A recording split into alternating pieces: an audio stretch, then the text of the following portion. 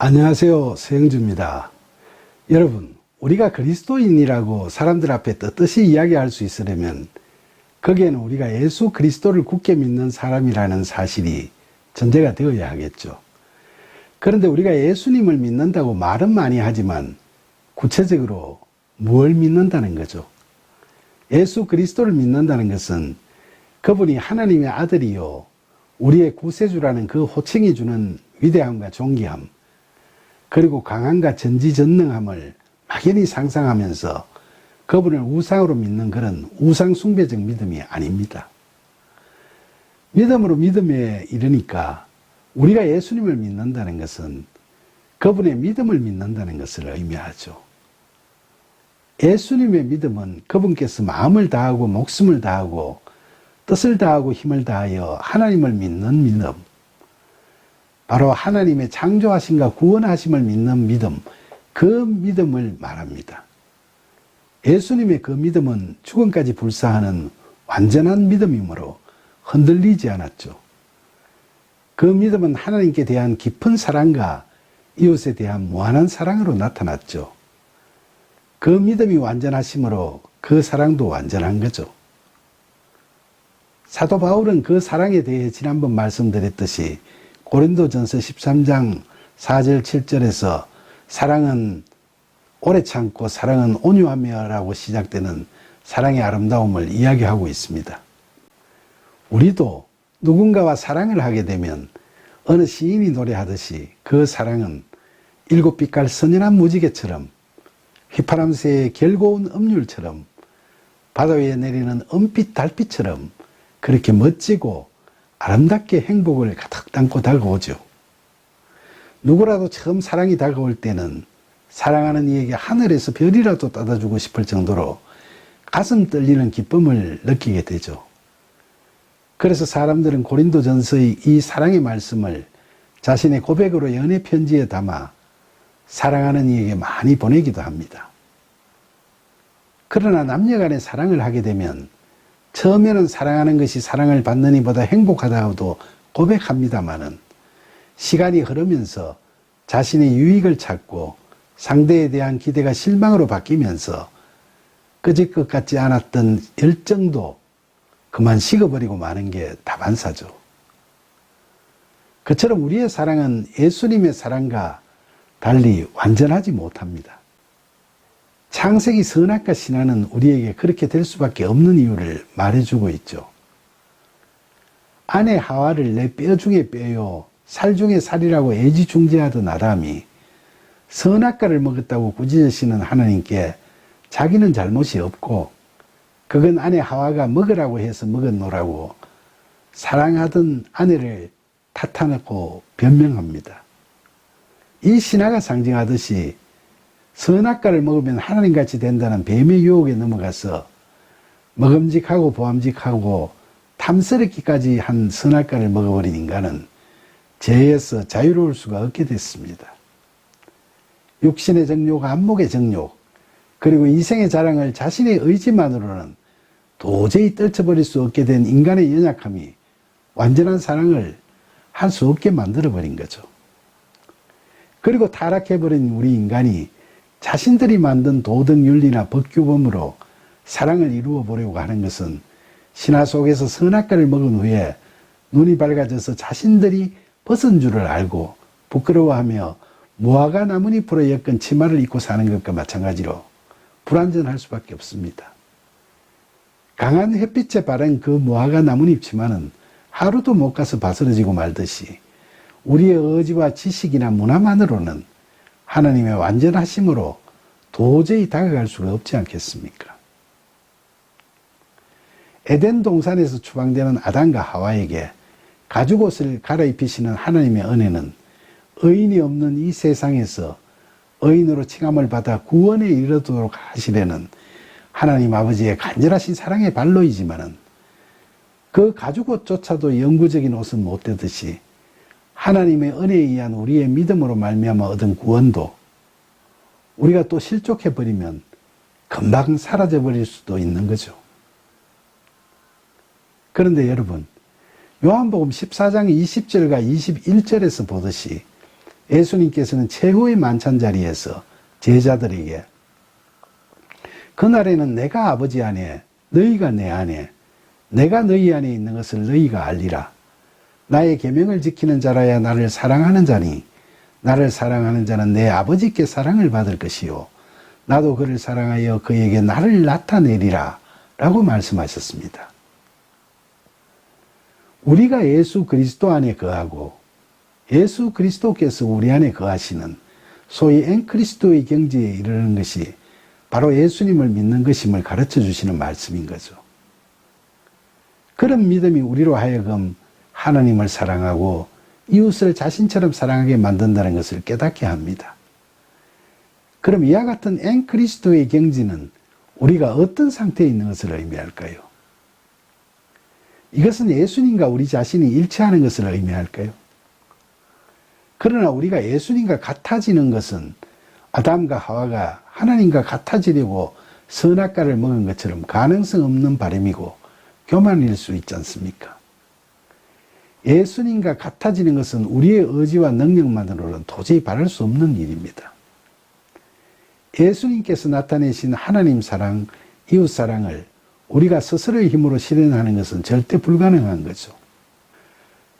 아무런 죄도 없이 오로지 순종으로 십자가에서 죽으시고 자신을 멸시하고 모함하고 괴롭히는 이웃을 불쌍히 여기시고 하나님께 용서를 구하는 예수님의 사랑을 이 땅에서 자기중심적으로 살아가는 데 익숙한 우리가 자신의 유익을 따지지 않고 오직 스스로의 의지와 능력으로 완전하게 나타낸다는 것은 바랄 수 없는 일이 아니겠어요? 그럼 우리가 예수님을 믿음으로 엔그리스도의 경지에 들어간다는 것은 어떤 상태에 있는 것을 의미할까요? 그것은 바로 우리가 예수님과 영적으로 인격적인 교제를 하는 단계에 들어가는 것을 의미한다고 할 수 있겠죠. 우리는 예수님과의 이러한 교제를 통해 예수님을 믿고 사랑하게 되고 예수님도 우리를 사랑하신다는 것을 확인할 수 있을 뿐만 아니라 인격적 교제이기 때문에 서로에게 사랑에 대한 책임감을 가지게 되기도 하죠. 우리의 믿음이란 것은 예수님을 믿게 되었다는 과거의 한 사건을 의미하는 것이 아니라 우리의 마음속에 믿음이 계속 진행되고 있는 사실을 의미하는 겁니다. 이처럼 우리의 믿음은 꾸준히 이어져 오는 것이고 그 가운데서 예수님과 우리 사이에 깊은 신뢰가 쌓이게 되는 것이죠. 신실하신 예수님의 사랑은 영원한 사랑이고 완전한 사랑이므로 책임을 따질 일도 없지만 변하기 쉬운 우리의 사랑에는 인격적인 책임이 항상 따르게 되죠. 사실 예수님께서 우리에게 가르쳐 주신 사랑의 계율은 단순한 율법이 아니라 대가도 바라지 않으시고 사랑하시는 우리에게 주시는 간절한 메시지, 즉 사랑의 근거라고 할 수 있습니다. 그렇기 때문에 그 근거를 지키지 않더라도 당장 직접적인 정죄를 받지는 않지만 우리가 예수님과의 영적, 인격적 교제 중에 있으면서 예수님께서 말씀하신 사랑의 근거를 못 지키는 그런 삶을 살아가게 되면 예수님께 면목이 없어지게 될 것 아니겠습니까? 그렇게 되면 우리는 부끄럽기도 하고 난감하기도 해서 어떨 때는 변명도 하고 누가 봐도 잘못이라고 생각되면 회개도 할 겁니다. 그리고 예수님의 사랑의 근거를 행할 수 있도록 성령의 도우심을 구하는 기도와 간구를 드리기도 하겠죠. 그러면서 그 후로 우리가 무슨 일을 행할 때는 항상 우리 안에 거하시는 예수님께서 이 일을 하신다면 어떻게 하실까 하고 생각하게 될 겁니다. 이렇게 생각하는 그 생각이 굉장히 중요한 거죠. 갈라디아서 2장 20절에서 사도 바울은 내가 그리스도와 함께 십자가에 못 박혔나니 그런즉 이제는 내가 사는 것이 아니요 오직 내 안에 그리스도께서 사시는 것이라. 이제 내가 육체 가운데 사는 것은 나를 사랑하사 나를 위하여 자기 자신을 버리신 하나님의 아들을 믿는 믿음 안에서 사는 것이라 라고 엔그리스도의 경지에 다다른 자신의 신앙을 고백하고 있습니다. 이러한 신앙의 단계에서는 우리가 행하는 것이란 우리의 의지나 이성적 판단, 그리고 우리의 유불리를 계산해서 하는 것이 아니라 이제는 우리 안에 계시는 예수 그리스도의 영이 이끄시는 대로 행하는 것을 의미하죠. 그래서 성령께서는 때로는 우리에게 그렇게 행하도록 선한 충동도 불러일으키실 것이고, 또 어떨 때는 우리가 어떻게 행해가는지를 바라보고 계실 수도 있을 겁니다. 그럴 때 우리는 믿기 전에 우리가 해오던 행태대로 우리의 생각대로 판단해서 할 것이 아니라 예수님이라면 이 일을 어떻게 행하셨을까라고 물어봐야 한다는 거죠. 그렇게 하다 보면 우리는 예수님을 닮아갈 수 있을 겁니다. 예수님께서는 요한복음 13장 34절과 35절에서 새 계명을 너희에게 주노니 서로 사랑하라. 내가 너희를 사랑한 것이 너희도 서로 사랑하라. 너희가 서로 사랑하면 이로써 모든 사람이 너희가 내 제자인 줄을 알리라 라고 말씀하셨어요. 사랑의 본을 보여주신 예수님을 닮아가라는 권고의 말씀인 거죠. 제자는 스승이 될 수는 없지만 스승을 닮아갈 수는 있습니다. 복음서에 보면 예수님께서 병든 자들을 고치시는 장면들이 많이 수록되어 있죠. 이처럼 예수님은 우리를 고치시는 분이세요. 우리의 혼에 마귀의 영이 들어와 있을 때는 우리는 그 마귀가 시키는 대로 살아갑니다만, 우리의 혼에 예수 그리스도의 영이 들어오면 마귀의 영으로 인해 영적으로 죽은 몸이 성령의 도우심으로 마귀의 영을 쫓아내고 새 생명을 얻게 되죠. 요한복음 14장 6절에서 예수님께서는 내가 곧 길이요 진리요 생명이라고 말씀하셨죠. 그러니까 우리가 예수님 안에 거하고 예수님께서 우리 안에 거하시면 생명이신 그리스도께서 우리를 새로운 피조물로 거듭나도록 하실 겁니다. 그러나 우리에게 들어와 자리 잡고 있다가 그리스도의 영에 의해 내쫓긴 마귀는 이를 갈면서 집요하게 우리의 허점을 찾아 연약한 우리를 미혹하고 대적하려고 호시탐탐 노리고 있죠. 이 세상을 살면서 세상적 삶을 끌어가는 마귀를 완전히 물리치고 영적 전쟁에서 승리한다는 것은 말처럼 그리 쉬운 일이 아닙니다. 영어로 already not yet, 이미 그러나 아직도라는 말처럼 우리의 현실은 늘 이제 됐나 싶으면 아직도 멀었다는 식으로 매사가 녹록지 않습니다.